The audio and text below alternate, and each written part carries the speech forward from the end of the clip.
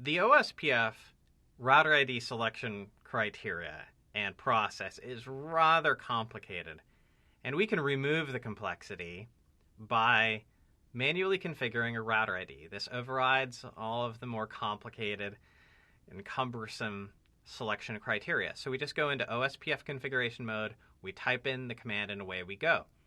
Now, this does not have to be an IP address on the chassis. It just has to be a 32-bit value that is representable in dotted decimal form, okay? So keep your values between 0 and 255 for each of the octets, and this should work. By the way, we're talking about IPv4, but the same thing works for IPv6. Now, the router ID is non-preemptive, and what that means is it isn't changed once the process and protocol is started up.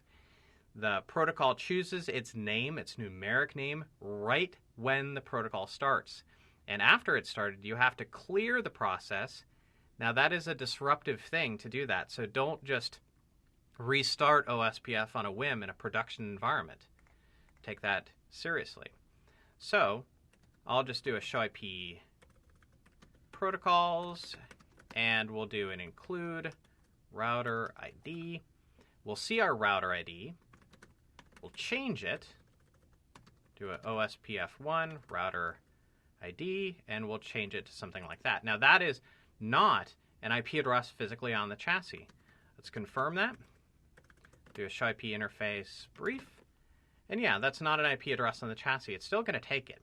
But it told us we have to clear the OSPF process, so let's do that. Do clear IP OSPF process. I'm doing the do command because this is normally done from privilege mode.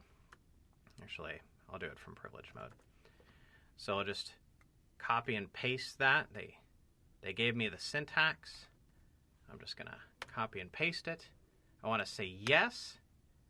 And then let's see if it took our newly configured router ID. We can see the new router ID shown in show IP protocols. Actually, we'll just do the full show IP protocols. And we can see it right there. So that's one way to find our OSPF router ID.